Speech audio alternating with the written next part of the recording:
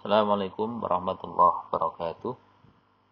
Alhamdulillah, kita haturkan rasa syukur kehadirat Allah Subhanahu wa taala. Pada pagi ini kita dapat mengikuti perkuliahan dalam keadaan yang baik. Mari kita awali kuliah kita dengan baca basmalah. Bismillahirrahmanirrahim. Saudara sekalian, kita akan mengkaji bab terakhir dari serangkaian kajian kita tentang anti korupsi, yaitu tentang korupsi dan pelayanan publik.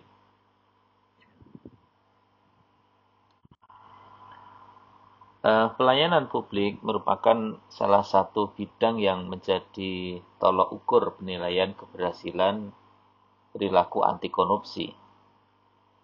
Korupsi menjadi satu rangkaian dengan tindakan kolusi dan nepotisme, dan kondisi tersebut sangat mudah dilihat, dirasakan, dan dipahami oleh masyarakat pada saat masyarakat harus bersentuhan dengan berbagai macam pelayanan publik.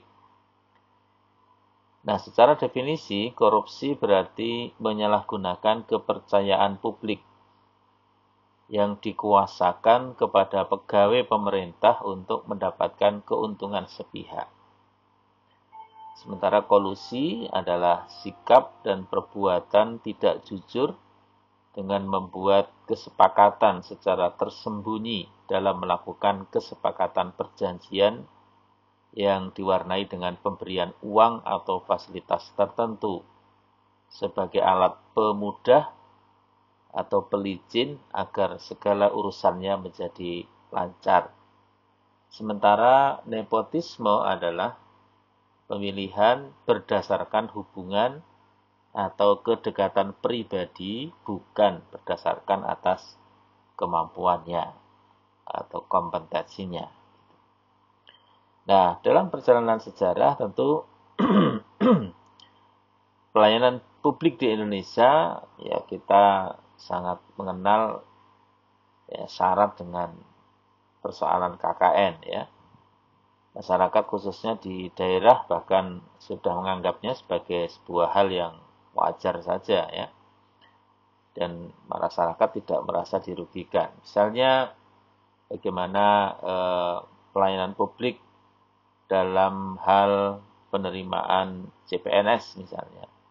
Konon di daerah-daerah banyak mereka yang berhasil masuk tetapi dengan uang pelicin, dengan uang suap, uang sogok kepada para pelayanan publik tentu saja, pada aparat pemerintah dan lain sebagainya.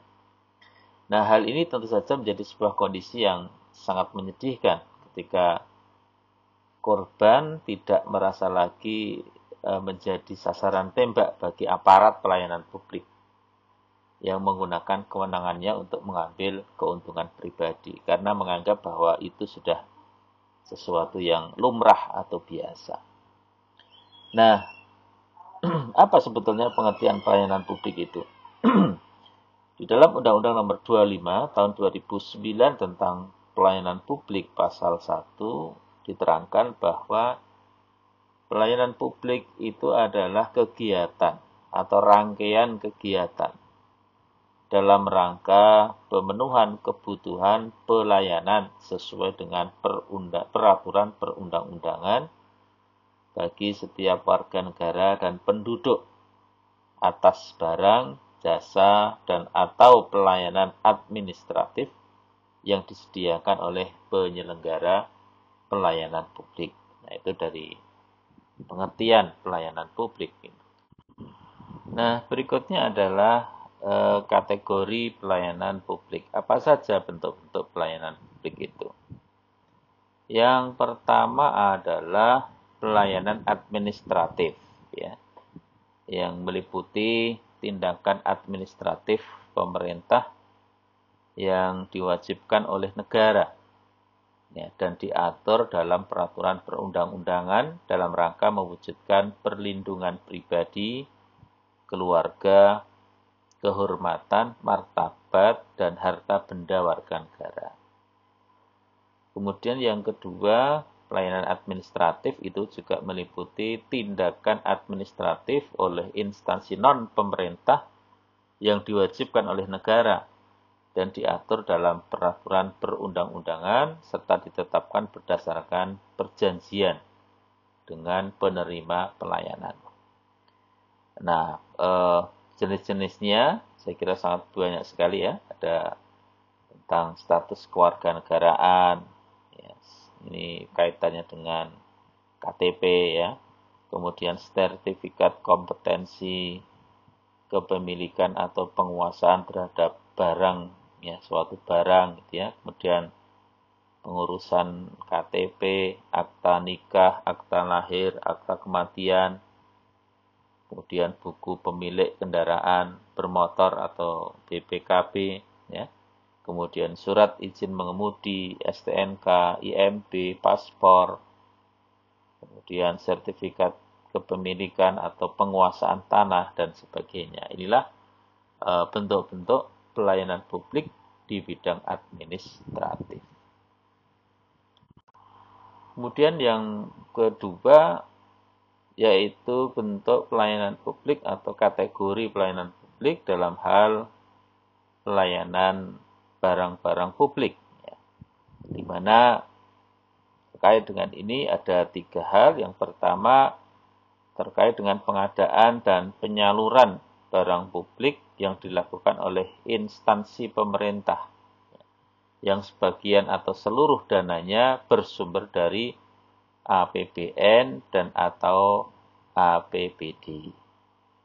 Jadi pengadaan dan penyaluran barang publik. Yang kedua, pengadaan dan penyaluran barang publik yang dilakukan oleh suatu badan usaha yang modal pendiriannya sebagian atau seluruhnya bersumber dari kekayaan negara dan atau kekayaan daerah yang dipisahkan. Ini BUMN atau BUMD.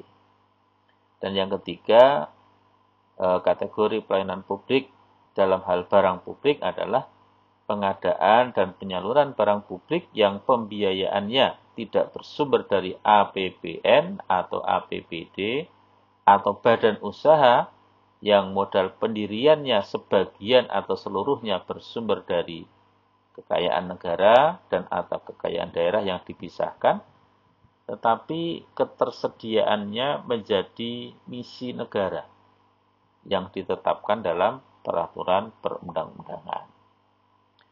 Nah, bentuknya dari 3 hal ini, yang pertama misalnya penyediaan jaringan telepon, penyediaan tenaga listrik, penyediaan air bersih, dan lain sebagainya. Itulah kategori pelayanan publik dalam hal pelayanan barang publik, ya, meliputi pengadaan telepon, listrik, dan air bersih. Dan yang ketiga, yang terakhir adalah pelayanan publik dalam bentuk pelayanan jasa publik. Ya. Ini juga ada 3 hal. Yang pertama, penyediaan jasa publik oleh instansi pemerintah yang sebagian atau seluruh dananya bersumber dari APBN dan atau APBD. Ya. Kemudian yang kedua, penyediaan jasa publik oleh suatu badan usaha yang modal pendiriannya sebagian atau seluruhnya bersumber dari kekayaan negara dan atau kekayaan daerah yang dipisahkan. Jadi penyediaan jasa publik oleh BUMN atau BUMD. Kemudian yang ketiga, penyedia jasa publik yang pembiayaannya tidak bersumber dari APBN atau APBD, tetapi ketersediaannya menjadi misi negara yang ditetapkan oleh peraturan perundang-undangan. Nah, contoh dari ketiganya adalah misalnya penyelenggaraan program pendidikan, jasa pendidikan, ya, kemudian pemeliharaan kesehatan. Yang berikutnya penyelenggaraan transportasi, ya, pengiriman melalui pos dan lain sebagainya. Nah, itu hal-hal terkait dengan pelayanan publik sektor pelayanan jasa. Ya, jadi ada 3 ya. Jadi tadi pelayanan barang, pelayanan jasa, dan juga pelayanan administratif. Nah, pelayanan administratif itu pelayanan yang menghasilkan berbagai bentuk dokumen resmi yang dibutuhkan oleh publik seperti tadi KTP, STNK, BPKB, IMB, dan sebagainya. Sementara pelayanan barang adalah pelayanan yang menghasilkan berbagai bentuk atau jenis barang yang digunakan oleh publik. Sementara pelayanan jasa itu pelayanan yang menghasilkan berbagai bentuk jasa yang dibutuhkan oleh publik. Kemudian siapa penyelenggara pelayanan publik itu? Ya, di dalam Undang-Undang Nomor 25 Tahun 2009 tentang Pelayanan Publik Pasal 1 intinya menyebut bahwa pelayanan publik dapat diselenggarakan oleh pemerintah baik pusat maupun daerah dan juga pihak swasta.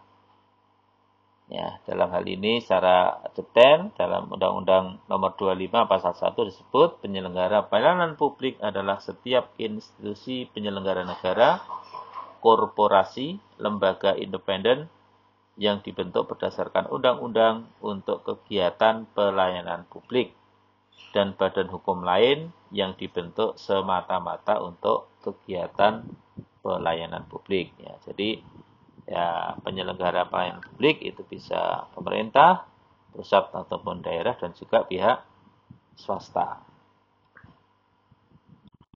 Nah, sehingga ketika penyelenggara pelayanan publik tadi ada pihak pemerintah, baik pusat maupun daerah dan juga pihak swasta, maka pembagian penyelenggaraan pelayanan publik ya ada 2 ya.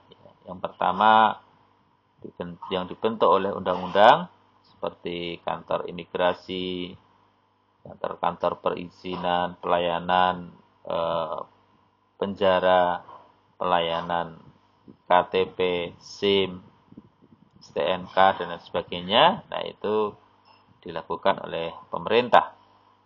Sementara pihak swasta itu bisa berbentuk badan hukum lain, ya, seperti badan hukum pendidikan untuk perguruan tinggi, sekolah, ya, badan hukum berbentuk yayasan, misalnya rumah sakit, ya, kemudian koperasi, angkutan, dan lain sebagainya. Nah, itu yang dilakukan oleh pihak swasta. Nah, tentu saja untuk membuat badan hukum, ya tentu juga dengan menggunakan aturan pemerintah, peraturan perundang-undangan. Nah, inilah 2 ranah penyelenggara pelayanan publik. Maka nanti kita juga akan menemukan penyelenggara pelayanan publik oleh pemerintah, baik dalam bidang barang dan jasa, misalnya rumah sakit pemerintah, ya, sekolah-sekolah negeri, dan sebagainya. Nah, itu yang menyelenggarakan adalah pemerintah. Sementara kita juga bisa melihat ada rumah sakit swasta, ada sekolah-sekolah swasta, perguruan tinggi swasta. Nah, itu penyelenggaranya adalah badan hukum, umumnya adalah yayasan. Saudara sekalian, kita lanjutkan tentang pedoman perilaku dan etika pelayanan publik. Bahwa di dalam melaksanakan pelayanan publik, penyelenggara pelayanan publik memang harus mematuhi pedoman dan etika yang berlaku dalam pelayanan publik. Contoh yang dekat dengan kita adalah pelayanan pembuatan KTP. Nah, seringkali pembuatan KTP memang memakan waktu yang sangat lama, berbulan-bulan. Padahal seharusnya bisa dilakukan dalam waktu 1 sampai 24 jam saja. Nah, praktek tersebut tidak memenuhi pedoman perilaku yang menetapkan bahwa pelayanan publik itu harusnya tidak berlarut-larut dan tidak mempersulit. Selain itu juga melanggar etika pelayanan publik yang mengharuskan adanya kepastian jadwal dan durasi pelayanan. Jadi KTP itu durasinya berapa lama ya, bisa diurus di hari apa saja ya, jam berapa. Nah, itu penting untuk diinformasikan kepada publik sehingga publik menjadi jelas ya, ketepatan waktu ya, kemudian kapan itu bisa dilakukan ya, sehingga masyarakat tidak merasa dipersulit oleh pelayanan publik yang seharusnya menjadi tanggung jawab pemberi atau penyelenggara pelayanan publik. Banyak sekali asas-asas dalam penyelenggaraan pelayanan pemerintah dan perizinan yang harus diperhatikan. Ya, menurut Adminto dan Ati Septiwinarsih ya dalam bukunya. Dan kemudian di samping itu juga adanya pedoman dan etika, pedoman perilaku dan etika. Nah, beberapa asas yang mestinya menjadi pedoman bagi para penyelenggara pelayanan publik. Yang pertama adalah empati dengan customer, ya. Empati terhadap pengguna. Dan pegawai yang melayani urusan perizinan dari instansi penyelenggara jasa perizinan harus dapat berempati dengan masyarakat pengguna jasa pelayanan. Yang kedua adalah pembatasan prosedur atau juga bisa dikatakan penyingkatan prosedur. Di mana prosedur harus dirancang sependek mungkin, tidak berbelit-belit, ya, tidak muter-muter. Ya. Nah, dengan demikian konsep one stop shop-nya atau kalau istilah sekarang mungkin satu pintu, ya, satu gedung ya, itu bisa diterapkan sehingga birokrasinya tidak memakan waktu yang lama. Yang ketiga adalah kejelasan tata cara pelayanan. Di mana tata cara pelayanan harus didesain sesederhana mungkin dan dikomunikasikan kepada masyarakat pengguna jasa layanan. Ini asas-asas penyelenggaraannya. Yang keempat adalah meminimalisasi persyaratan pelayanan. Karena persyaratan dalam mengurus pelayanan harus dibatasi sedikit mungkin dan sebanyak ya, yang benar-benar diperlukan. Ya. Jadi tidak terlalu berbelit-belit, syaratnya tidak terlalu banyak, nah, sehingga membuat masyarakat menjadi kerepotan dengan banyaknya persyaratan. Yang kelima, kejelasan kewenangan, di mana kewenangan pegawai yang melayani masyarakat pengguna jasa pelayanan harus dirumuskan sejelas mungkin dengan membuat bagan tugas dan juga distribusi kewenangan. Yang keenam, transparansi biaya, kejelasan biaya, tarif, berapa KTP berapa, ya, kalau sekarang gratis ya. IMB misalnya berapa, BPKB itu tarifnya berapa, diumumkan dengan jelas. Yang ketujuh, kepastian jadwal dan durasi pelayanan. Kemudian berikutnya minimalisasi formulir, ya, sehingga formulir yang diisi itu dibuat seefisien mungkin. Seperti kemarin saya ngurus STNK ya, pindah balik nama, itu ternyata banyak sekali formulir yang harus diisi, kolom-kolomnya banyak tetapi tidak semuanya diisi, kata petugasnya hanya sebagian saja yang kita isi. Nah, kalau hanya sebagian tentu ya lebih baik kalau formulir itu diringkas, tidak terlalu panjang berlembar-lembar tapi yang kita isi hanya beberapa bagian saja. Jadi minimalisasi formulir itu termasuk asas yang mestinya diterapkan di dalam pelayanan publik. Kemudian yang kesembilan, maksimalisasi masa berlaku izin untuk menghindari terlalu seringnya masyarakat mengurus izin. Alhamdulillah KTP itu sudah seumur hidup ya. Beberapa waktu yang lalu ada wacana untuk SIM itu juga berlaku seumur hidup dan lain sebagainya. Kemudian yang ke-10, kejelasan hak dan kewajiban providers ataupun customer, di mana hak-hak dan kewajiban baik bagi provider maupun bagi customer harus dirumuskan dengan jelas dan dilengkapi dengan sanksi serta ketentuan ganti rugi. Dan yang terakhir adalah asas-asas pelayanan publik, yaitu efektivitas penanganan keluhan. Pelayanan yang baik sedapat mungkin harus menghindari terjadinya keluhan. Akan tetapi jika ada keluhan, tentu harus dirancang suatu mekanisme yang dapat memastikan bahwa keluhan itu akan ditangani secara efektif, sehingga permasalahan yang ada dapat segera diselesaikan. Sementara untuk pedoman perilaku, banyak sekali ya yang mesti diterapkan oleh para penyelenggara pelayanan publik. Ada adil, tidak diskriminatif, cermat, santun, ramah, tegas, tidak memberi putusan yang berlarut-larut, profesional, tidak mempersulit, menghindari benturan kepentingan, tidak menyalahgunakan sarana prasarana dan fasilitas pelayanan publik, tidak memberikan informasi yang salah dan menyesatkan, tidak menyalahgunakan jabatan dan kewenangan, dan juga tidak menyimpang dari prosedur yang telah ditetapkan. Nah, inilah asas-asas pelayanan publik yang mestinya diperhatikan oleh semua pihak, baik unsur pemerintah ataupun pihak swasta terkait dengan pelayanan kepada masyarakat. Nah, sektor apa saja yang rawan terjadinya korupsi dalam hal pelayanan publik? Nah, kalau kita melihat memang korupsi di sektor pelayanan publik ini ada di mana-mana, ya.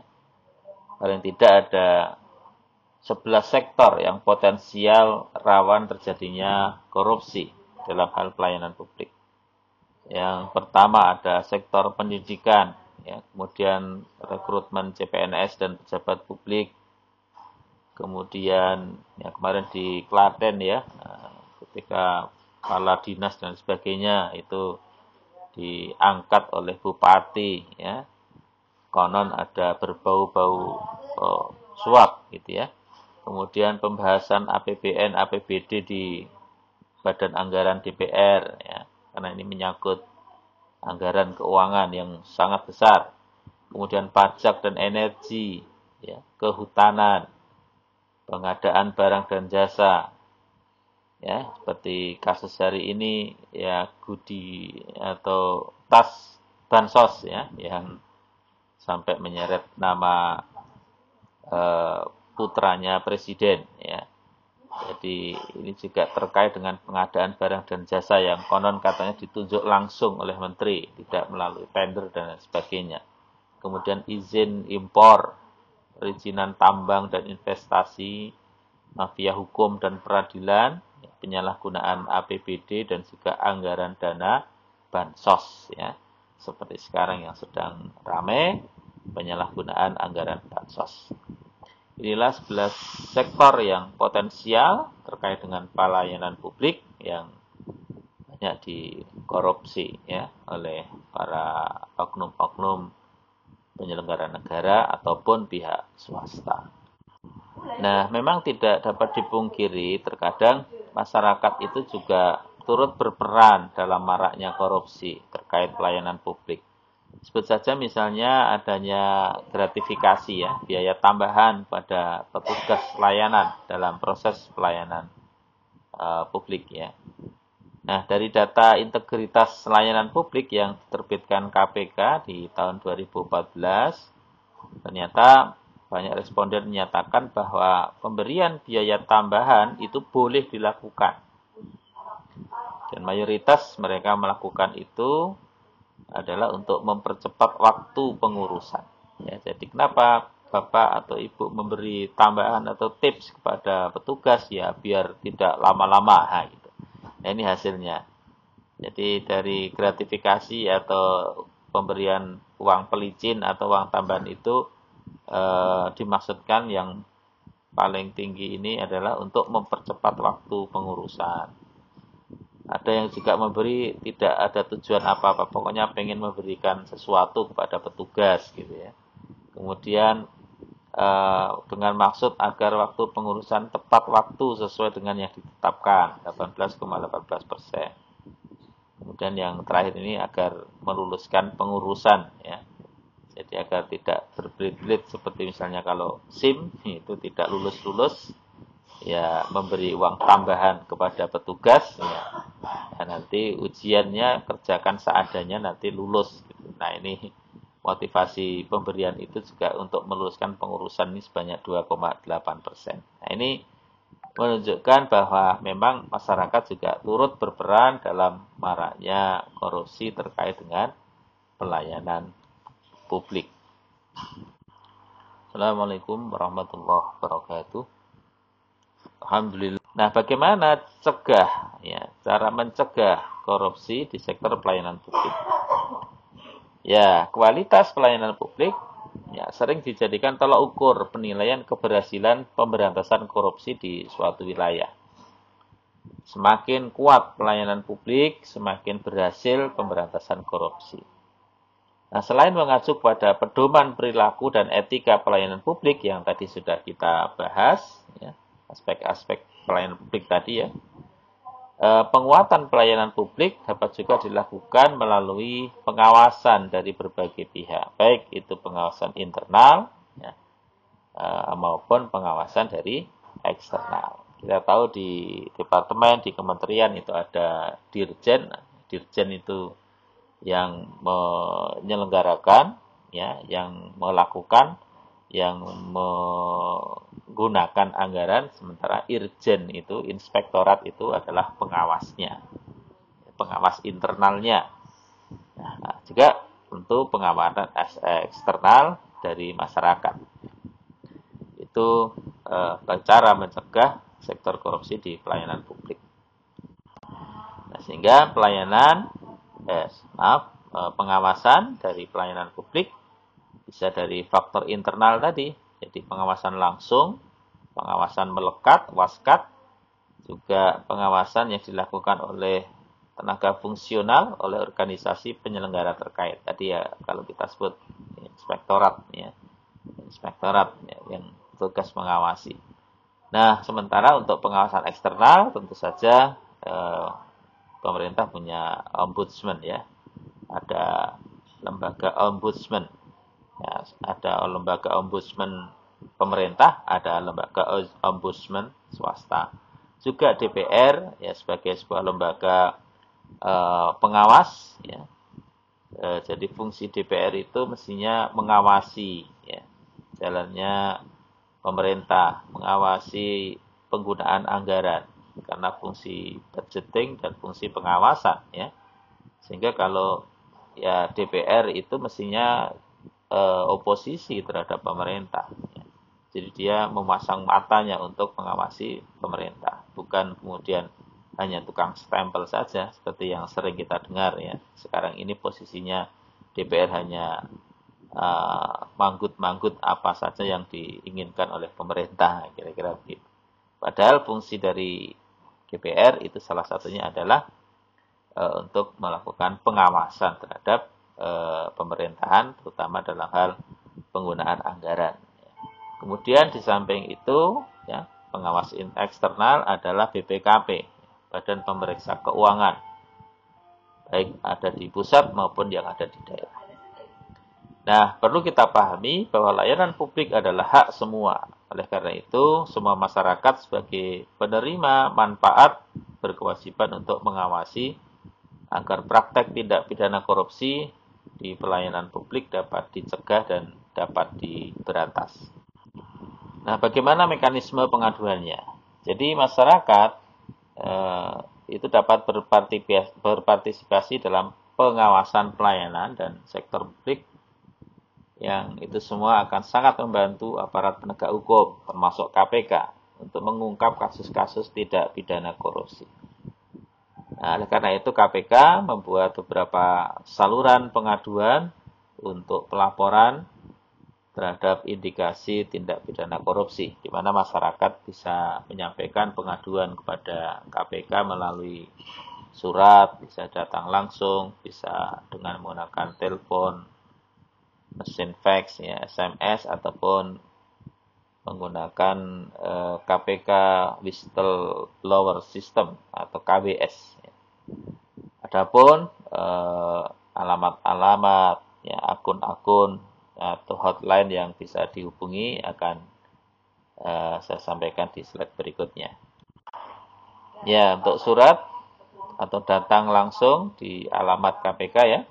KPK Jalan Kuningan Persada Kaf 4 Jakarta Selatan 12950 itu nomor teleponnya 255728300 mesin faxnya SMS-nya ada juga emailnya di pengaduan@kpk.go.id dan di sistem whistleblower system tadi di http kws kpk.go.id. Nah, apakah itu akan ditindaklanjuti atau tidak? Itu tergantung dari kualitas laporan yang disampaikan oleh masyarakat. Yang terakhir, bagaimana cara melapor yang baik dan benar? Nah, ini perlu kita perhatikan bahwa yang pertama, sampaikan laporan melalui situs www.lapor.go.id ya, atau SMS ke 1708 ya. Bisa juga melalui mobile application ya, ataupun juga dengan Twitter. Ya, tadi alamatnya sudah ya. Kemudian uraikan pokok permasalahan secara jelas, lengkap dan kronologis. Dan langkah ketiganya, sebutkan waktu dan tempat kejadian ya, di dalam laporan. Dan tahap berikutnya, gunakan bahasa Indonesia yang baik dan benar. Tahap kelima, lampirkan bukti pendukung apabila sudah ada bukti-bukti yang tersedia. Dan kemudian yang keenam, sertakan tagar ya, lapor ya, apabila pengaduan itu dilakukan lewat Twitter. Jadi mudah sekali ya, menggunakan sarana teknologi informasi yang sangat mudah kita lakukan bila kita menemukan pelayanan-pelayanan publik baik yang dilakukan oleh pemerintah ataupun pihak swasta yang sekiranya terjadi indikasi perbuatan korupsi. Baik, demikian saudara terkait dengan korupsi dalam hal pelayanan publik. Mudah-mudahan ini menjadi pemberitahuan informasi bagi kita dan bisa ikut serta melakukan pencegahan ataupun pemberantasan tindak pidana korupsi yang terjadi di sekeliling kita, terutama berkaitan dengan pelayanan publik. Terima kasih atas perhatiannya. Mari kita akhiri dengan baca hamdalah. Alhamdulillahirabbil alamin. Assalamualaikum warahmatullahi wabarakatuh.